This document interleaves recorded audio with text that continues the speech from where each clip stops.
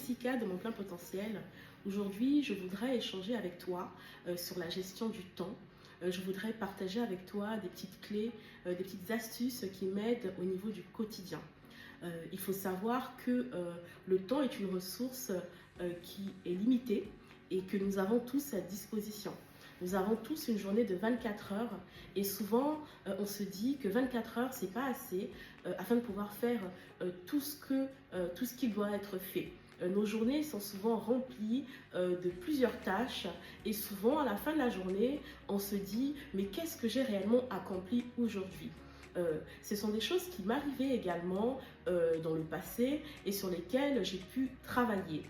Moi, donc, je suis une maman, j'ai deux jeunes enfants de 3 ans et 2 ans. J'ai un travail avec des responsabilités et j'ai aussi à cœur de pouvoir motiver des femmes, de pouvoir les encourager afin de pouvoir atteindre leurs objectifs et de vivre la vie qu'elles rêvent. Donc c'est dans ce cadre-là que je fais mes vidéos, c'est afin de pouvoir t'aider. Ce que moi j'ai appris peut aussi te servir et peut te faire gagner du temps. Alors aujourd'hui, nous allons parler de la gestion du temps. Il est très important de commencer une journée en l'ayant planifiée d'avance. Idéalement, il faut planifier sa journée la veille. Avant de te coucher le soir, prends le temps de planifier ta journée. Prends le temps d'écrire ce que tu as à faire. Je voudrais te parler de la technique de Pareto. La technique de Pareto dit que 80% de tes résultats proviennent de 20% de ce que tu fais dans la journée. Il faut donc identifier quelles sont les actions que tu fais qui ont une forte valeur ajoutée et qui vont te permettre de pouvoir atteindre tes objectifs. Et sur ces actions, tu vas maximiser tes efforts. Tous les jours, il faut que tu puisses mettre dans ta liste des actions qui vont t'aider à atteindre tes objectifs.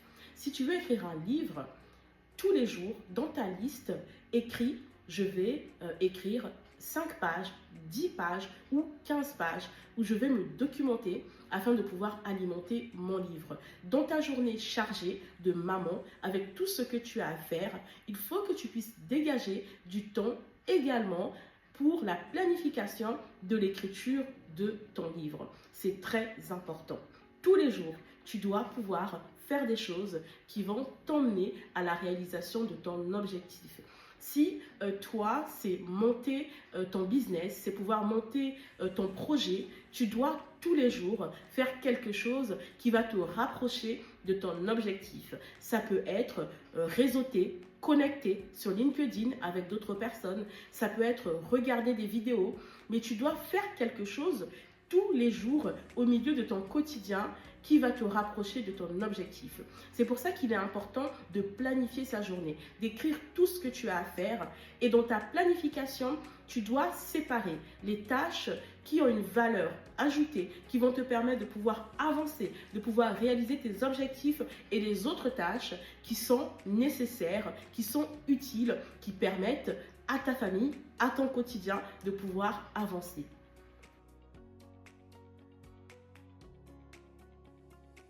Une autre astuce, tu dois également apprendre à te connaître et savoir à quel moment tu es le plus concentré. Me concernant, je suis le plus concentré le matin. Ce que je fais, c'est que j'essaie d'arriver au travail tôt, avant tous mes collègues, et pendant 1 heure ou 2 heures, je maximise, je rédige mes rapports, parce que c'est à ce moment-là que je suis le plus concentré et je sais que je vais faire du travail de qualité. J'ai échangé dernièrement avec une amie, la propriétaire de la Villa Eden, et elle me disait que elle était plutôt de l'après-midi. Elle me disait, Jessica, tu sais, moi, c'est l'après-midi, je suis le plus concentrée. Alors, ce que je fais, c'est que je laisse mes collègues partir du bureau et je travaille de manière concentrée. Et pendant ces heures de concentration intense, j'arrive à produire des résultats qui sont importants et j'arrive à résoudre les problèmes, les problématiques les plus complexes. Il faut que tu puisses identifier à quel moment de la journée tu es le plus concentré parce que pendant cette plage horaire, tu vas pouvoir faire du travail qui va être de qualité et qui sera en quantité plus importante que les moments de la journée où tu es le moins concentré.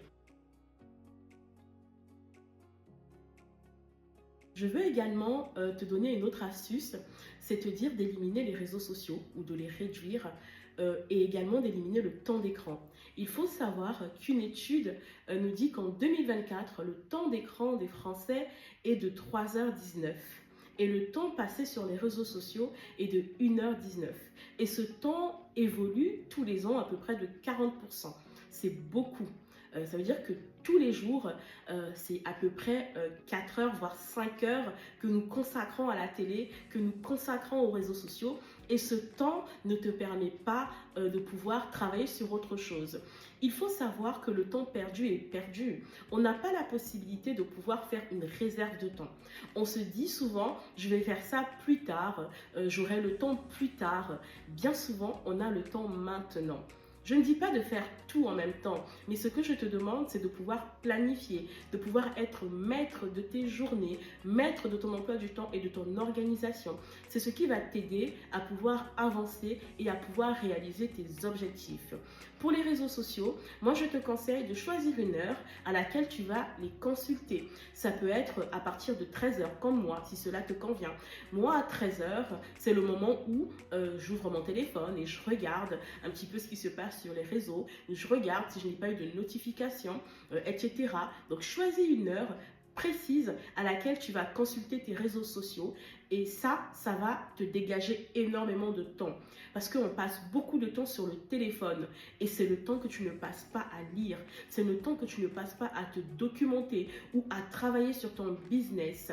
Comme je t'ai dit précédemment, je sais que tu as un potentiel parce que Dieu a créé chacun d'entre nous avec un don, avec un talent, avec une qualité exceptionnelle. La qualité que tu as, le don que tu as est un don unique. Il n'y a que toi qui as ce don-là et Dieu veut que tu puisses l'utiliser. Pour pouvoir l'utiliser, il faut que tu puisses aussi bien gérer ton temps.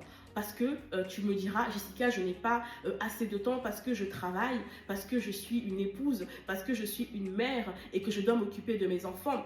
Mais si tu fais une introspection ou si tu fais une analyse, tu vas te rendre compte que tous les jours, tu as eu 5 heures d'écran. Tu vas te dire, mais à quel moment, Jessica, je n'ai pas vu ces 5 heures passer? Ça peut être 3 quarts d'heure le matin, ça peut être 3 quarts d'heure à 10 heures, ça peut être 3 quarts d'heure à 15 heures, ensuite 1 heure dans l'après-midi. Bloque un temps, 1 heure où tu te dis, pendant cette heure, moi je consulte mes réseaux sociaux, moi je regarde mes informations. Et puis fais-le à ce moment-là et pas à un autre moment. Je t'assure que ça va te permettre de dégager du temps et ça te donnera la possibilité de pouvoir travailler sur autre chose.